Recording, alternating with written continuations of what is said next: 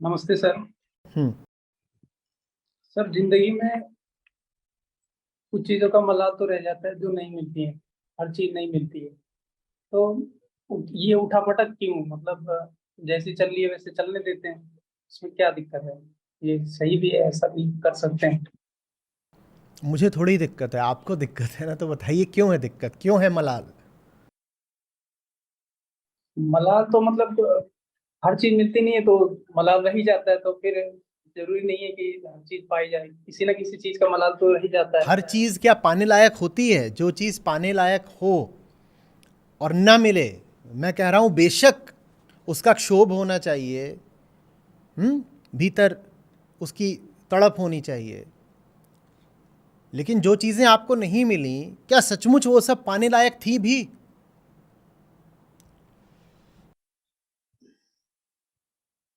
तो ये फिर उठापटक होती है ना आचार्य जी की। मलाल रह जाता है कि वो मलाल इसीलिए रह जाता है क्योंकि जो चीज़ सचमुच पाने लायक है वो आपको अभी मिली नहीं है। जब वो मिल जाएगी तो ये सब जो छोटी छोटी चीज़ें हैं जो आपने पाई नहीं, वो आपको मजाक की बात लगेंगी। फिर मजाक की बात। अच्छा, उदाहरण देता हूँ आपको एक। हम्म।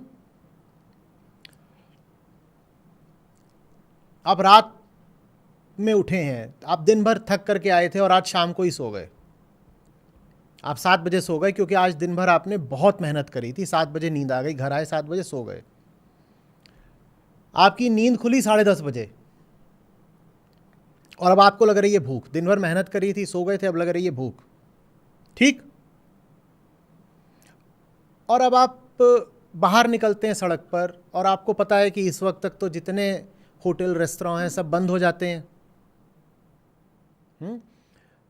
तो आप कहते हैं वो बस अड्डे पर एक छोटा सा फटेहाल ढाबा है, वो खुला होगा। वो रात में थोड़ा देर तक खुलता है, आप उसकी ओर भागते हैं। ठीक है। और आप वहाँ पहुँचते हैं तब तक 11 साढ़े 11 बज जाता है। आप पाते हैं वो भी बंद हो गया। आप कहते हैं ये भी नहीं मिला ज़िंदगी में। दिन भर मेहनत करी और ये भी नहीं मिला ज़िंदगी में। ये भी नहीं मिला ज़िंदगी में। कैसी हालत रहेगी? मलाल रहेगा ना तगड़ा। दिन भर जी। मेहनत करी थी और अब खाने को भी नहीं मिल रहा। बड़ा अफसोस है। भीतर बड़ी हीनता, बड़ा क्षोभ है। यही दशा है ना अभी। यही रखना चाहिए। यही दशा है। वहां से आप चुपचाप अपने घर लौटने लगते हैं, सर झुकाए, उदास, खिन्न। और आप पाते हैं कि एक बहुत अच्छा रेस्टोरेंट अभी खुला हुआ है।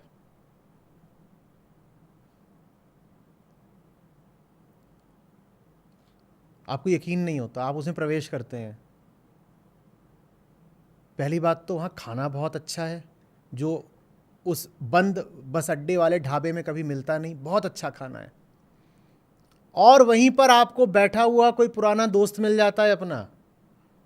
वो बोलता है अभी अभी मैं बस से उतरा हूँ, इस शहर आया था, मुझे तो पता भी नहीं तुम इसी शहर में रहते हो। अब आपको मलाल बचेगा क्या? नहीं, नहीं बचे। उस ढाबे में आपको कुछ नहीं मिला, ये भला हुआ कि बुरा हुआ? भला हो। अगर वो ढाबा खुला होता तो क्या होता? बुरा होता। क्यों बुरा होता? क्योंकि जो चाह रहे थे वो नहीं मिल रहा था फिर। वो बुरा इसलिए होता क्योंकि वहां आपको कोई छोटी मोटी चीज मिल जाती। उस छोटे से ढाबे का घटिया खाना आपको मिल जाता।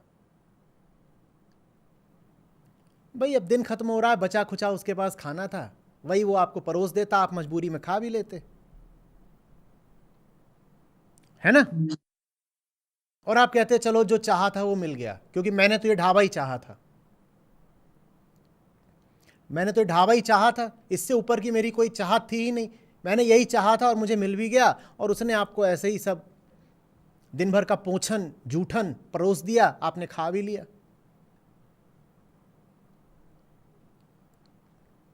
फिर उसमें और ज्यादा ये मलाल मलाल होता। लिए आप, ये मलाल लिए आप घूम रहे हैं।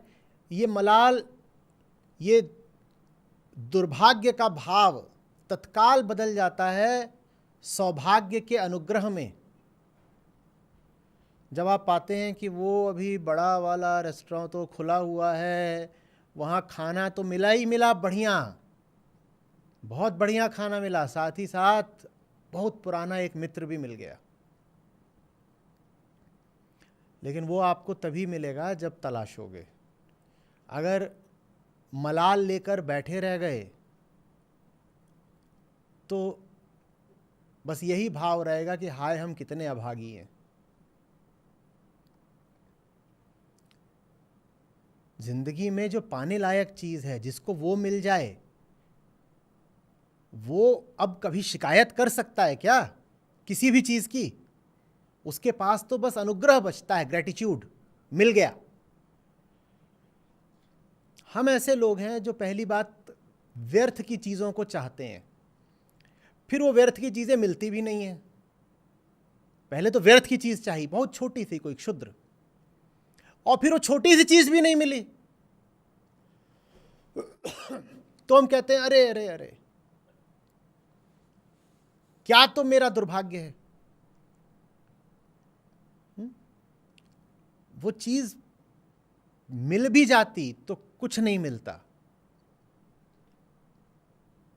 मलाल उस छोटी चीज़ को पाने से दूर नहीं होता, वो दूर होता है जो असली बड़ी चीज़ है उसको पाने से। और बड़ी चीज़ की पहचान यही होती है, उसको पालो तो ये छोटी छोटी चीज़ें दिमाग से गायब हो जाती हैं, इनका अफसोस खत्म हो जाता है। छोटी चीज़ों का जो अफसोस मना रहा हो, जान लेना कि उसकी समस्या ये नहीं है कि उसको छोटी चीज़ नहीं मिली, उसकी समस्या ये है कि उसे आज तक कोई इतनी बड़ी चीज़ नहीं मिली कि सब छोटी चीज़ें वो भुला पाए। और छोटी चीज़ें इतनी हैं कि एक पर रोना चाहोगे तो 100 मिलेंगी रोने के लिए। तुम एक छोटी चीज़ का मातम करना चाहते हो ना, 100 छोटी चीज़ें मिलेंगी कि हम पर भी रो, हम पर भी रो, हमारा भी मातम मनाओ। छोटी चीज़ों का तो ऐसा है। और बड़ी चीज़ एक ही होती है, और वो एक बड़ी चीज़ मिल गई, एक साधे सब सधे, सब साधे सब जाए, वो एक बड़ी चीज़ है, उसको साध लो तो ये सब छोटी छोटी चीज़ें दिमाग से एकदम गायब हो जाती हैं।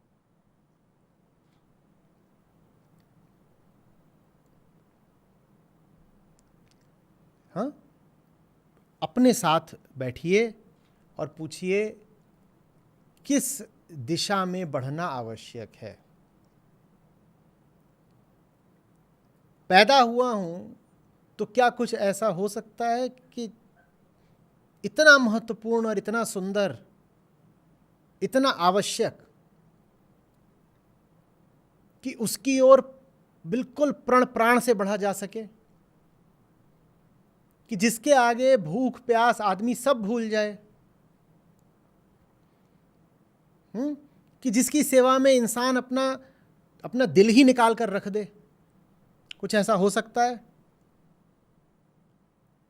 हो सकता है कोई आखिरी उत्तर न मिले जब ये सवाल आप पूछें, पर कोई आपको अभी अंतरिम तात्कालिक उत्तर तो मिलेगा ना। आप भी ये तो कहते होगे कि जीवन में ये 10 लक्ष्य हैं मेरे, कहते हो ना। आज आपसे पूछा जाए भाई जीवन में आप क्या क्या चीज़ें हैं जो चाहते हो, तो आप 10 चीज़ों की सूची बता दोगे। उन 10 में जो सबसे महत्वपूर्ण अभी दिख रहा हो, कम से कम उसको पूरी तरह समर्पित हो जाइए। उन 10 में फिलहाल जो सबसे आवश्यक लग रहा हो उसको ही अभी पूरी तरह समर्पित हो जाइए।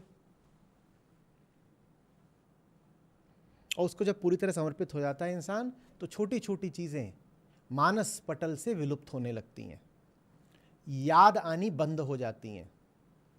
कभी हुआ नहीं है ऐसा कि इतने डूबे हुए हो किसी काम में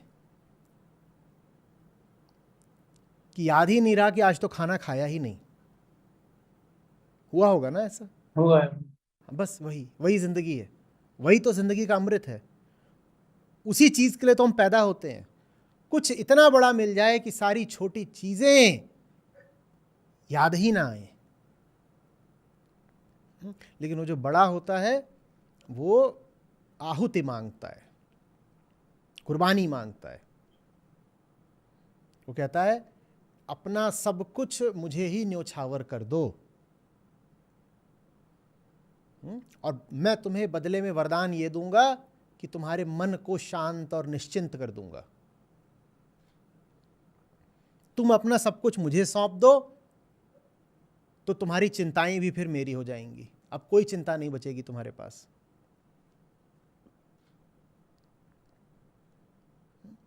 फिर कौन सा मलाल? ऐसा नहीं कि एक सही जीवन जीने वाले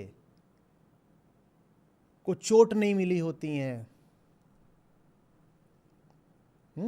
या असफलताएं नहीं मिली होती हैं, या उससे बहुत कुछ छिना नहीं होता। ये सब उसके साथ भी होता है।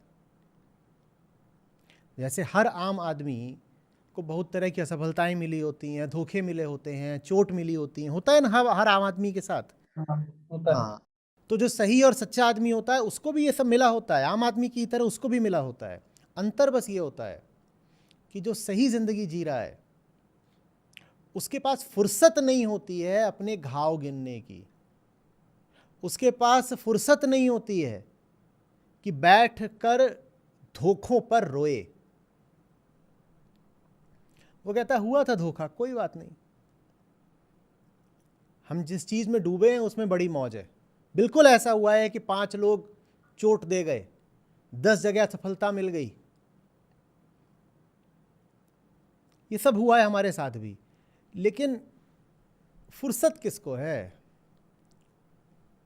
फुर्सत किसको है? ये सब होता रहता है, हम अपना काम करते रहते हैं। कुछ कुछ बात जम रही है, पूरी तरह नहीं समझ में आ रही होगी, थोड़ी बहुत आ रही है।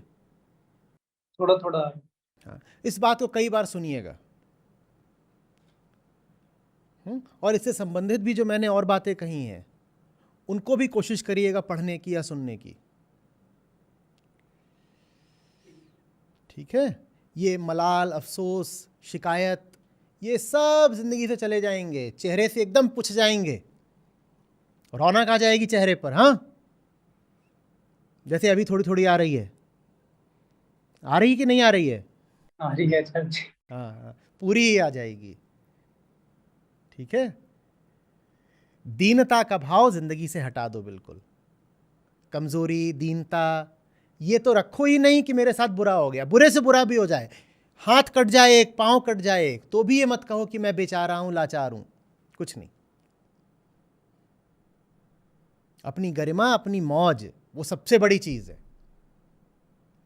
परिस्थितियां तो किसी के साथ कुछ भी कर सकती हैं, चोट दे सकती हैं, धोखा दे सकती हैं, लूट सकती हैं, बर्बाद कर सकती हैं, मौत भी दे सकती हैं। परिस्थितियों का क्या भरोसा, वहां तो कुछ भी हो सकता है। लेकिन फिर भी हम रोएंगे नहीं बहुत, क्योंकि रोने की फुर्सत किसको है? और अगर रो भी रहे हैं तो रोते रोते भी जो काम है हमारा वो करते रहेंगे। वो काम इतना प्यारा है। ठीक है? चलो।